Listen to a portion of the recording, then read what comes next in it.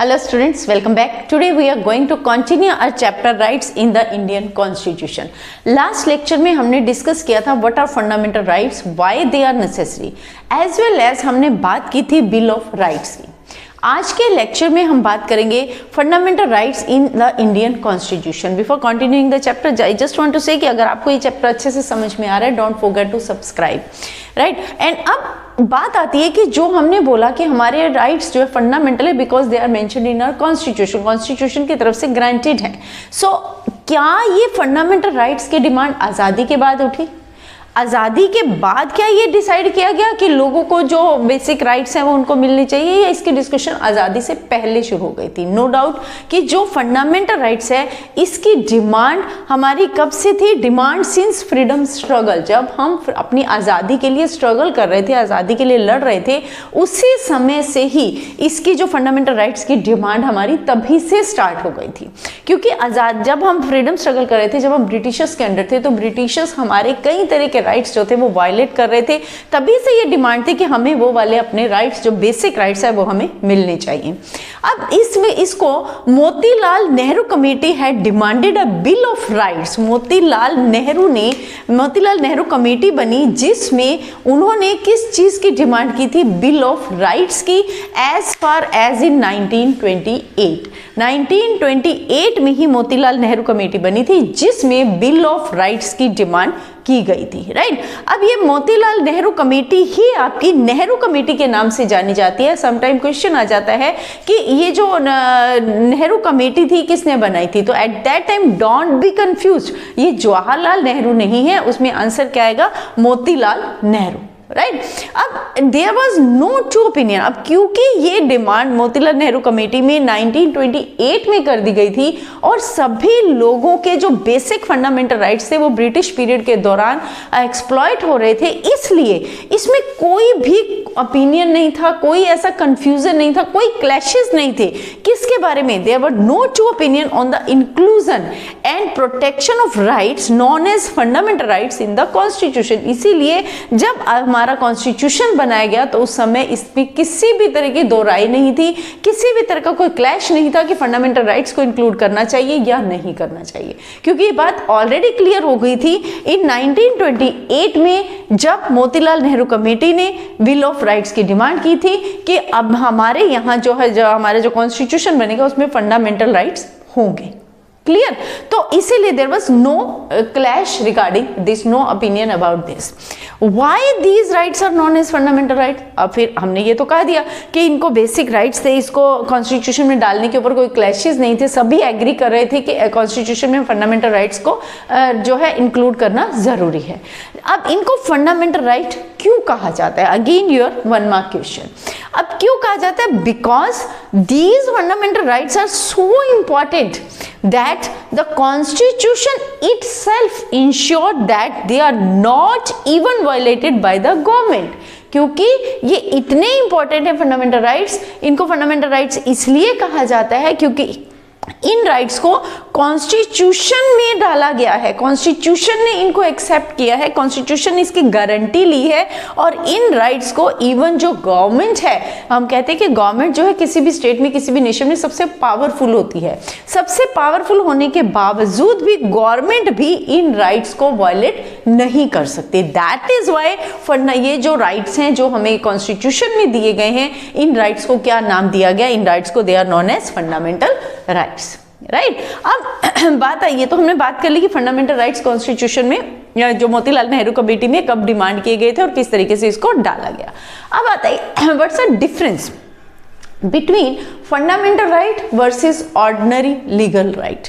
अब fundamental right का concept तो आई थिंक सो आपको क्लियर है कि व्हाट आर फंडामेंटल राइट, जो हमारी कॉन्स्टिट्यूशन में गारंटी दी गई है, जिनको कॉन्स्टिट्यूशन ने एक्सेप्ट किया है, राइट. लेकिन ऑर्डिनरी लीगल राइट्स क्या होते हैं? ऑर्डिनरी लीगल राइट्स होते हैं कि they are also the right but they are not the fundamental rights. उनको फंडामेंटल राइट्स क्यों नहीं कहा गया? जैसे सपोज मान लीजिए आपका राइट है, राइट टू वोट, आपको वोट देने का अधिकार है, लेकिन वो वोट देने का अधिकार हमारा फंडामेंटल राइट नहीं है. इसी तरीके से सपोज आपका जैसे ये गवर्नमेंट है, हेलमेट का लॉ बना दिया. पहले क्या था? हेलमेट पहनना, हेलमेट पहनना जरूरी है जी। अब ये हेलमेट पहनना जरूरी है, ये किसी कॉन्स्टिट्यूशन में हमारी मेंशन नहीं है, इसको स्टेट गवर्नमेंट ने बनाया है। तो ये कौन सा लॉ है? This is ordinary law which is not mentioned in our constitution, right. तो हमें यहां पर यही डिस्कस करना है। Again it's your very important question कि what's the difference between fundamental right and ordinary legal rights. तो दोनों में सबसे पहला और मेन डिफरेंस क्या है? जो ordinary legal rights are protected and enforced by ordinary laws, जो कि एग्जीक्यूटिव्स जो होते हैं वो कभी भी कोई भी लॉ बनाते हैं तो उन्हीं लॉ के द्वारा वो बन जाता है और वो क्या हो जाता है? That is ordinary legal right. Vote देने का अधिकार हमारा क्या है? ऑर्डिनरी लॉ है, और सॉरी ऑर्डिनरी राइट है, ऑर्डिनरी लीगल राइट है, उसको हमारे से कोई हटा नहीं सकता है। लेकिन जबकि फंडामेंटल राइट्स क्या हैं? They are protected and guaranteed by the constitution, जिसको constitution of the country, constitution में जिसकी गारंटी दी गई है वो कौन से हमारे राइट हैं? They are fundamental rights, right. Second difference क्या आ जाता है कि ordinary rights may be change by the legislature by ordinary process of law making.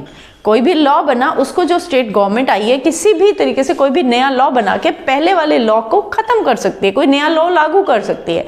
लेकिन जो फंडामेंटल राइट है may only be change by amending the constitution itself. सिर्फ इनको कॉन्स्टिट्यूशन में थोड़ी अमेंडमेंट करके, यानी लॉ को वो खत्म नहीं कर सकते बट उसमें अमेंड करके उसको जो है चेंज किया जा सकता है। वेयर एज जो ऑर्डिनरी राइट्स हैं वो गवर्नमेंट कभी भी किसी भी तरीके का नया लॉ बना के पहले वाले राइट्स को चेंज कर सकती है, उसको बदल सकती है, हटा सकती है, नया शुरू कर सकती है।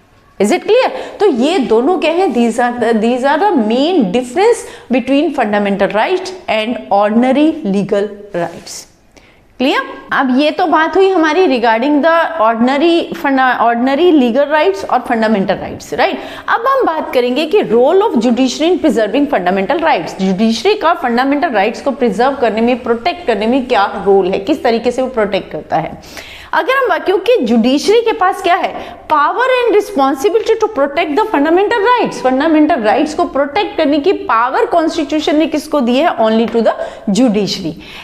From violation by action of the government. Even अगर गवर्नमेंट भी किसी भी व्यक्ति के या कोई भी ऐसा लॉ बनाती है जिससे लोगों का कोई फंडामेंटल राइट वायलेट हो रहा है, तो वहां पर जुडिशरी क्या करती है? उस फंडामेंटल राइट को प्रोटेक्ट करती है। As in the starting we have discuss regarding the two story, Asian game और मिशेल की स्टोरी पढ़ी थी, उसमें भी क्या था?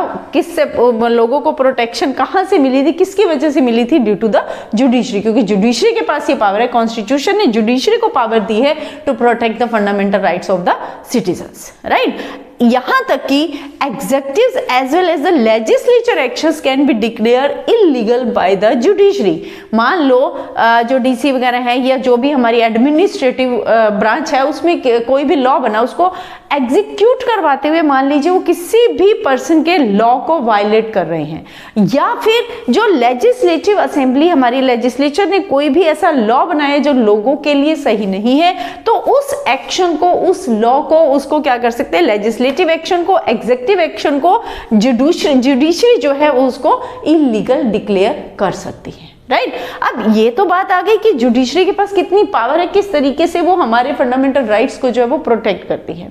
लेकिन इन राइट्स का अब नेक्स्ट हमारा आ जाता है, fundamental rights are not absolute और अनलिमिटेड राइट। अब इस लाइन को समझने से पहले आप एक छोटा सा एग्जांपल लीजिए। मान लीजिए अब हमने कहा कि हमारा फंडामेंटल राइट है राइट टू स्पीच, राइट। हम कुछ भी बोल सकते हैं, कुछ भी बोल सकते हैं, ये हमारा फंडामेंटल राइट है। लेकिन जब हम ये कहते हैं कि हम कुछ भी बोल सकते हैं, तो वहां पर हम अपना जो हमारा राइट है उससे बाहर जा रहे हैं, उसकी जो लिमिट है उसको क्रॉस कर रहे हैं।